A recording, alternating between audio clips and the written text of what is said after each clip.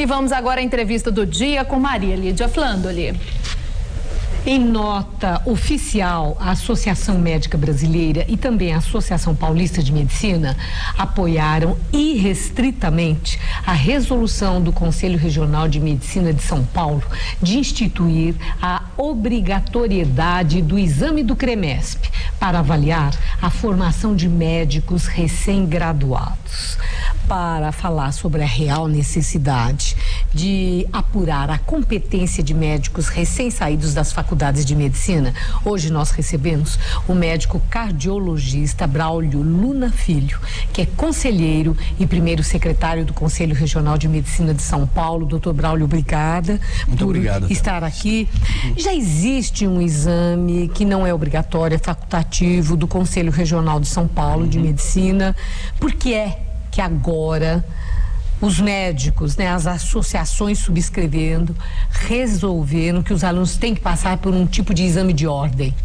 Inicialmente, muito obrigado pela oportunidade de falar para o seu público de um assunto que nós consideramos de extrema relevância.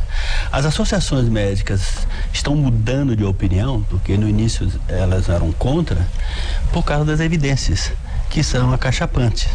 Nós já fizemos 7 exames, estamos preparados para fazer o 8º. Esse que é voluntário. Esse voluntário, fizemos 7 exames.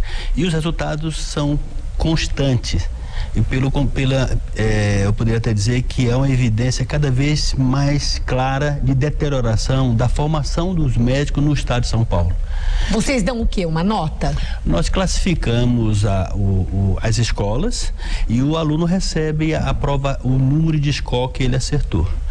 E na média desses exames que nós fizemos, esses últimos 7 exames, que já são mais de quase 5.000 alunos que participaram desse projeto, praticamente 47% são reprovados, quase a metade. Se você considerar que esse é um exame voluntário, que quem vai tem algum interesse, ou porque se sente preparado, ou porque quer fazer uma avaliação real das suas condições, provavelmente essa amostra é sobreestimada. O mundo real poderá ser muito pior. Pode ser pior. Mas, doutor Braulio, eu vi que houve uma reação, entidades de estudantes, alguns conselhos regionais em outros estados também.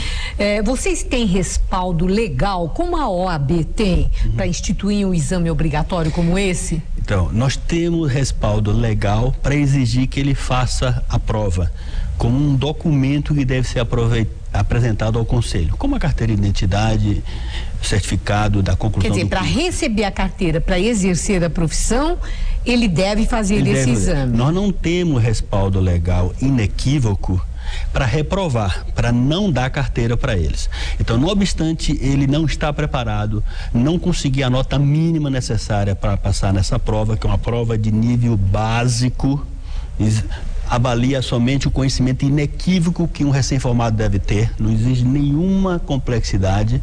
Se ele não souber responder aquilo, realmente ele não pode ser médico. Mas está ruim assim, está ruim. Está dizendo? Está ruim e está piorando. E aqui os senhores atribuem essa piora, porque faculdade de medicina sempre foi vista, sim, como do mais alto nível, difícil demais para entrar e exigindo dos alunos uma disponibilidade de período integral durante 6 anos. Como é que ficou ruim assim? Não, o que ficou ruim é que houve uma multiplicação do número de escolas médicas.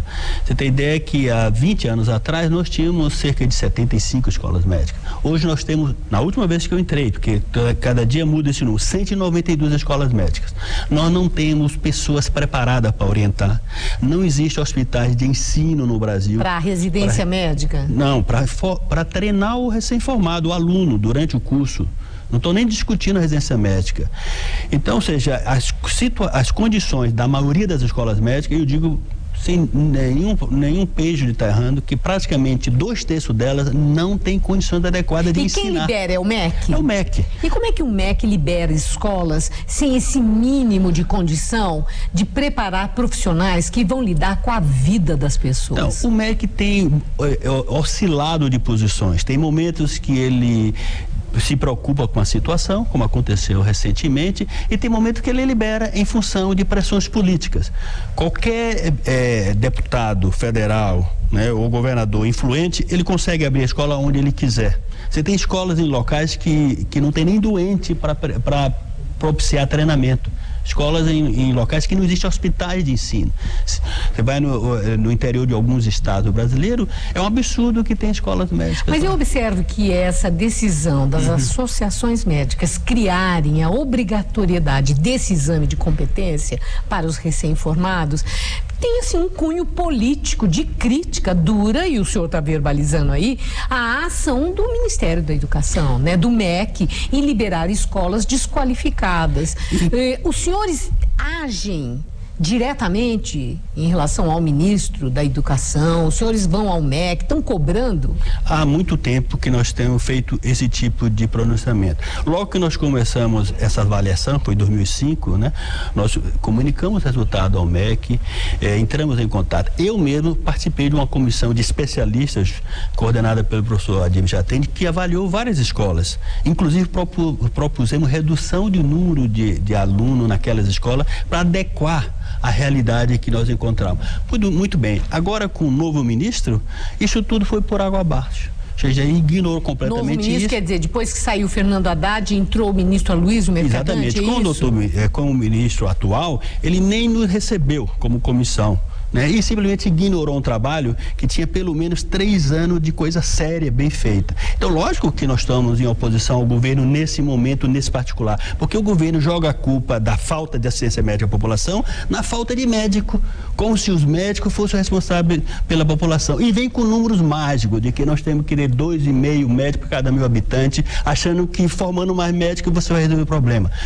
O governo, e aqui não há dúvida nenhuma, não tenho nenhum compromisso partidário com nenhum partido, estou defendendo a causa da saúde da população. É uma irresponsabilidade achar que ao formar mais médicos vai resolver o problema da população. Se fosse assim, não teria um problema na cidade de São Paulo, não teria um problema em Brasília, que tem médicos sobrando. Vá na periferia de São Paulo e veja qual é o atendimento médico. Então, não se resolve saúde com medidas demagógicas de aumentar o número de escolas médicas para formar mais médicos, porque saúde não é uma mercadoria comum. E, infelizmente, o atual ministro ignora isso, embora seja economista. Não recebe as entidades médicas para discutir esse problema. A última questão, quando vai ser esse exame obrigatório para os recém-formados de medicina de 2012? Tem data marcada? Tem. Esse exame é um exame obrigatório, mas não é um exame classificatório. Ele não vai impedir o médico que não seja aprovado de exercer a prática médica. Ele vai receber a autorização dele, mesmo sendo incompetente, por culpa do Estado. Mas a prova vai ser feita, o exame começa amanhã, as inscrições começam amanhã, vai até o dia 11 de outubro e a prova será feita no dia 11 de novembro. Muito obrigado, doutor Braulio. Uma boa noite. Eu que agradeço.